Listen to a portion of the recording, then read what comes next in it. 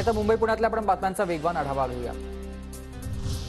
Shiv railway उड्डाण पूल आजपासून पुनर्बांधणीसाठी बंद, पुढील 2 वर्ष पूल बंद राहणार, वाहतूक पर्यायी मार्गाने वळवण्यात येणार।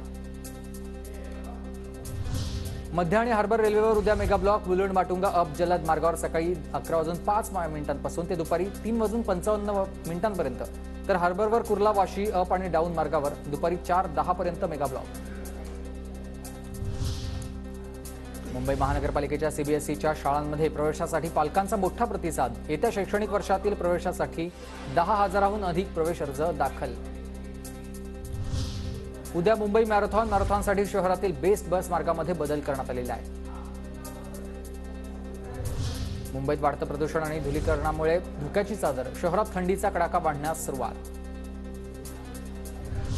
गुंडे शरद मोहोळ हत्या प्रकरणातील मास्टरमाइंडची पुणे पोलिसांकडून धिंड, विठ्ठल शेलारची घरापासूनच पोलिसांकडून धिंड। पुणे मेट्रोच्या स्वारगेट ते कात्रज मार्गाला सार्वजनिक गुंतवणूक मंडळाची तत्वतः मंजुरी, केंद्रीय मंत्रिमंडळ बैठकीत प्रस्ताव मांडण्यात येणार, बैठकीमध्ये निर्णय झाल्यानंतर मेट्रो मार्गाचं काम सुरू होणार। पुण्यात रुबी हॉल ते रामवाडी मेट्रो लवकरच धावणार, केंद्रीय मेट्रो रेल्वे सुरक्षा आयुक्त जनक कुमार गर्ग यांच्याकडून मार्गाची अंतिम तपासणी सुरू, तपासणीनंतर मेट्रो सेवेला अंतिम मंजुरी मिळणार। राम मंदिर सोहळ्याच्या पार्श्वभूमीवर पुणे विद्यापीठातील 22 जानेवारीला होणाऱ्या परीक्षा रद्द, परीक्षेचं पुढचं वेळापत्रक लवकरच जाहीर होणार।